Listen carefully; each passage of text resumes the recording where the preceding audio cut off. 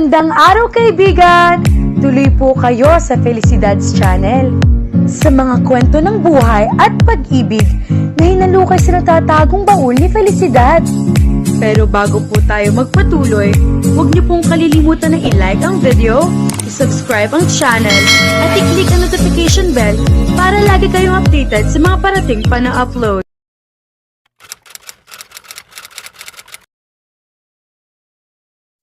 Nakasakay na sina Marthena at Krisha sa kotse at hinihintay si Adriel. Nakasara ang mga tinted na salamin ng kotse para hindi makita ng mga tao ang bata. Malapad ang ngiti ni Adriel habang palapit ito sa kanila. Pinisil nito ang pisngi niya pagkaupo nito sa driver's seat sa tabi niya. Ang haba ng dasal mo ang dami mo yatang wishes kay God. Hindi siya umimik. Hindi ko pala naipakilala sa'yo si Jury. Nagmamadali kasi siya Pupunta raw siya sa munisipyo. Kaibigan ni Daddy ang ama niya na konsehal ng bayan. Madalas siyang nasa bahay ng tita noon dahil sa States din siya nag-aaral noong time na naroon ako. Tanging nasabi niya. Ano bang dapat niyang sabihin? Naalala na niyang pinauwi ni Jury ang lungkot at pangungulila nito sa kanya noon. Natinuruan nito ng babaeng iyon na kalimutan siya. Sandali itong natahimik.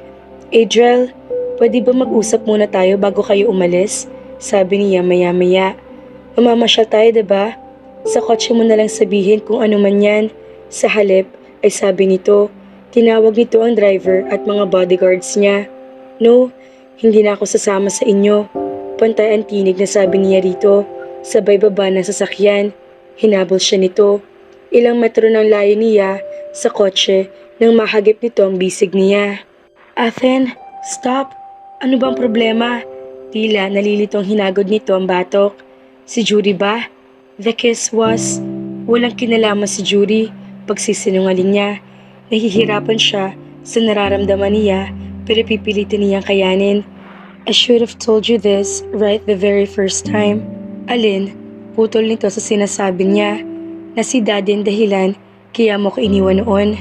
Alam ko na Athen, inamin na sa akin ni Daddy. That's the very reason why we're not in good terms now. Hindi ko siya mapatawad sa ginawa niya sa atin.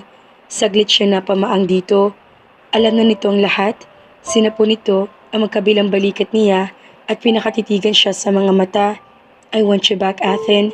Kalimutan natin ang 5 taong lumipas. Magsimula tayong... Why? Putol niya. Nag-e-echo sa isip niya ang mga sinabi ni Jury sa kanya. Nasaktan siya na may ibang babaeng pumalit sa kanya sa puso nito noong mga panahong pinapatay ng sakit ang puso niya. Wala silang kasalanan ni Adriel, mga biktima lamang sila ng ama nito. Gayunman ay hindi na magbabago iyon.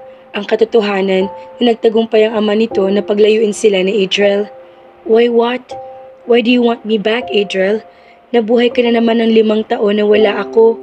Makakaya mo pang mabuhay ng 50 taon na wala ako sa buhay mo. Para itong binuhusan ng malamig na tubig sa sinabi niya. Umawang ang bibig nito at humigpit ang pagkakapaso nito sa mga balikat niya. Sinasabi mo ba na natapos na tayo 5 years ago? Gustuhin man natin buuin ngayon ang nawasak na relasyon natin ay hindi na natin kaya. Kaya natin, giit nito, sabay bitaw sa kanya. Kaya ko, Athen. Kaya ko itayo ulit ang pagmamahalan natin dalawa na sinira ni Daddy. Just give me a chance. I can't. You can't? Nanguusig ang tingin nito sa kanya. Tinugon mo mga halik at yakap ko. You still care for me. I felt that. Don't lie, Athen. Naramdaman ko yun. Kaya huwag mong sabihin sa akin ngayon na hindi mo ko bibigyan ng chance na patunayan ang sarili ko. Adriel, ikakasal na ako. Malakas na sabi niya. Ikakasal na ako. Do you hear me? Nasa isla kami ni Cynthia dahil sa fiancé ko. Gusto niyang samahan kong best friend ko na lumimot sa trahedyang pinagdaanan niya. At para bigyan din ako ng 1 linggong kalayaang mag-isip bago ang kasal namin. That's not true. Maigting na tanggi nito. May bahagyang nanginig ang boses nito. Patuloy ito sa pag-iling habang titig na titig sa kanya. It's true. Pagkumpirma niya, hindi na niya napigilang mangilid ang mga luha sa kanyang mga mata. Naghalo-halo na ang emosyon sa dibdib niya. Totoo ba talaga ang sakit na nakikita niya sa mga mata nito? Pero ang mga sinabi ni Judy na sinuportahan ng mga sagot ni Krisha, anong ibig sabihin niyon? Ipinilig niya ang kanyang ulo. Hindi na niya dapat guluhin ang isip niya. Kailangan na niyang panindigan ang desisyon niyang piliin si Jobert. Siya lamang ang babae sa buhay nito. Soon, matututuhan din niya siguro itong mahalin. Mula sa mga mata niya ay bumaba ang tingin nito sa kwintas niya. Kaya ba hindi mo nasuot ang leaf pendant natin? Yes, ito. Umangat ang kamay niya at ikinulong sa palad niya ang Twin Hearts pendant. Gift ni Jobert. Tinanggal kong leaf pendant para isuot ito na mayaning katahimikan sa pagitan nila. Nakatungo siya kaya hindi na niya nakita ang ekspresyon ng mukha nito. Ayaw niya itong tignan.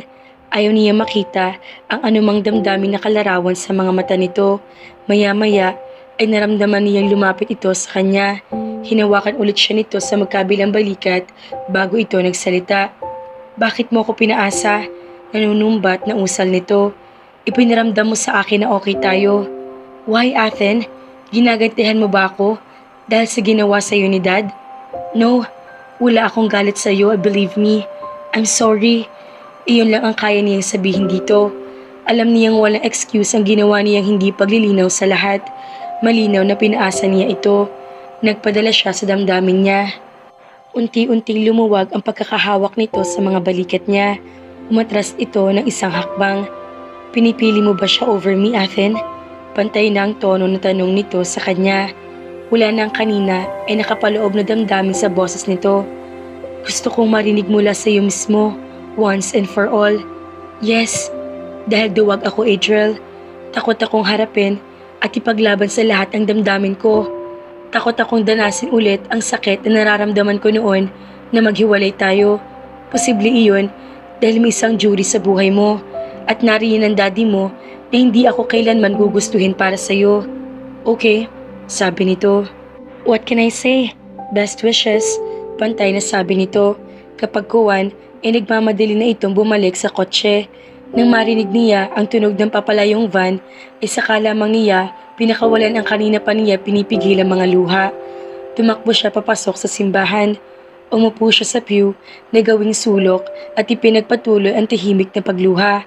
Sa kanyang isip ay umuusad siya ng panalangin, humihiling sa Diyos ng tibay ng damdamin para magawa niyang harapin ang mga susunod na mga araw sa buhay niya. Sa ganoong miserableng anyo siya dinatna ni Cynthia sa simbahan. Kasama nitong dumating si Jude at ang isang gwardya sa beach house. Naglabas siya ng salooban sa best friend niya. Niyakap siya nito ng mahigpit. Uncle Adriel? Wala sa loob na nag-angat si Adriel ng ulo nang marinig niya ang boses ni Krisha mula sa pintuan. Nasa isang sulok siya ng silid, nakasalampak sa sahig habang nasa harap niya ang kopita at isang bote ng alak. Nakapatay ang ilaw sa silid niya. Tanging ang liwanag ng lampshade ang nagbibigay liwanag doon. Pasimpleng tinuyo niya ang mga pisngi na basa ng mga luha. Kanina pa siya tahimik na umiiyak. Naninikip ng dibdib niya sa labis sa sakit na nararamdaman. Gusto niyang lunurin ng alak ang sarili niya para makatulog siya, para kahit saglit lang ay makalimutan niya ang nakamamatay na sakit sa kanyang dibdib.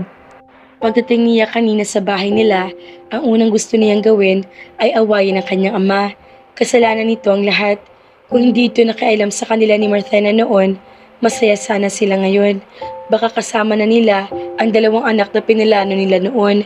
Pero nagbagong isip niya nang maabutan niya ang kanyang ama na nakasandal sa paborito nitong upuan sa porch at nakapikit. Ayon sa kawaksi nila, mula sa munisipyo ay umuwi raw ito dahil naninikip ang dibdib nito at gusto nito magpahinga. Buong araw siya nag-drive kanina pagkatapos niyang ihatid si Krisha sa bahay nila. Para siyang madman sa pagmamaneho. Kung naaksidente man siya ay hindi na siya magugulat. Pero nakauwi siya ng buhay pagkatapos niyang puntahan ang lahat ng lugar na memorable sa kanila ni Marthena. Wala siya makapanggalit para dito. Pinaasa na siya kung pinaasa. Pero siguro ay hindi nito sinadyang gawin iyon. Kaya pala tuwing nilalapitan niya ito, ay tila lagi may gusto itong sabihin sa kanya na hindi nito magawang ituloy dahil niyayakap at hinahagkan na niya ito. He literally seduced her. Kaya siyang walang karapatang magalit dito. Hindi ba at guarded ang mga kilos nito kapag nasa malapit siya noong mga unang araw na paghaharap nila? Pero anong ginawa niya?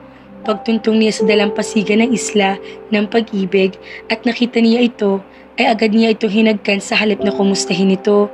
Hindi siya nagtanong tungkol sa buhay nito dahil sumobra kumpiyansa niya sa kanyang sarili. Sinaid niya ang alak na laman ng kupita niya. Heto siya ngayon, talunan. Mas pinili ni Marthena ang fiancé nito. Siguro, mas gwapo, mas mabait, mas mabuting tao, at mas maalagang fiancé nito kaysa sa kanya. At siguro, mas mahal ng fiancé nito si Marthena. No, iyon ang isang bagay na hindi siya sang-ayon. Higit ang pagmamahal niya kay Marthena kaysa sa lalaking iyon. 5 taon niyang inalagaan sa puso niya ang pag-ibig na iyon at hindi siya pumasok sa isang bagong relasyon kahit kaliwat kanan ang chance niyang gawin iyon. Babaeng mismo lumalapit sa kanya, pero ang lahat ng iyon ay binaliwala niya dahil sa isang babae lamang ang gusto niyang makasama habang buhay. Deep inside him, kabaliwan na kung kabaliwan. Umaasa siyang isang araw ay babalik si Marthena sa punong mangga kung saan sila nagsumpaan noon. Babalik ito para ibigay sa kanya ang pendant at magpaliwanag sa kanya kung bakit ito tumalikod sa sumpaan nila. Mapait na ngiti ang sumilay sa kanyang mga labi. Nagpakatanga pala siya. Ang babaeng pinapantasya niyang babalik para sa sumpaan nila ay matagal nang tinanggal ang pendant na bigay niya. Malino na wala ng halaga rito ang sumpaan nila. Nagsalin ulit siya ng alak sa kanyang kupita. Aktong tutunggain na niya iyon nang maramdaman niya umupo si Krisha sa tabi niya. Hinagod ito ang tingin ng kanyang mukha. Ibinaba niya sa sahig ang kupita. "Why are you here in the dark, uncle?" Inosenteng tanong nito. Umiiyak ka, anito, at saka tinuyo ang mga luha niya. Napahikbing niyakap niya ang maliit na katawan ng pamangkin niya. Sunod-sunod na pumatak ang mga luha niya, pero pinilit niya huwag makalikha ng tunog ang pag-iyak niya. Hindi niya nais maging mahina sa paningin ni Lo. All these years, pinilit niyang labanan ang sakit kahit pakiramdam niya ay durog na durog ng puso niya. Gusto niya maging matapang sa paningin ng pamangkin niya dahil gusto niyang sa kanya ito sumandal, sa kanya ito kumuha ng lakas. Kailangan siya nito, lalo na sa mga gabing dinadalaw ito ng mga hindi ordinaryong panaginip. Pero hindi pala niya kaya maging matapang sa lahat ng pagkakataon. Ngayon ay heto siya. Ang maliit na katawan nito ang pinaghuhugutan niya ng lakas. Ito ang dahilan kung bakit patuloy siya nabubuhay sa kabila ng mga pinagdaraanan niyang sakit. "Who hurt you, uncle?" Usisa nito habang hinahagod ang kanyang likod. "No one, baby," sagot niya sa pilit pinatatag na boses. "Nag-away ba kayo ni Tita Judy?" "No." Ni Tita Marthena, hindi siya nakasagot. Hindi niya kaya magsinungaling dito. "Do you love her?" Napabuntong hininga siya. Sobrang sakit ng nararamdaman niya at kailangan na niyang i-release iyon para makahinga siya ng maluwag. Natagpuan niya ang sarili naglalahad ng saloobin kay Krisha kahit alam niya hindi siya dito lubusan na intindihan. Nang sa wakas ay matapos siya, nakatulog na ito sa kandungan niya. Yan na nga ang sinasabi ko mga kafelisidad. Parehas lang na nasasaktan si Marthen at Adriel. Ano nga bang dapat nilang gawin samantalang parehas naman nilang mahal ang isa't isa? Kaya naman, abangan!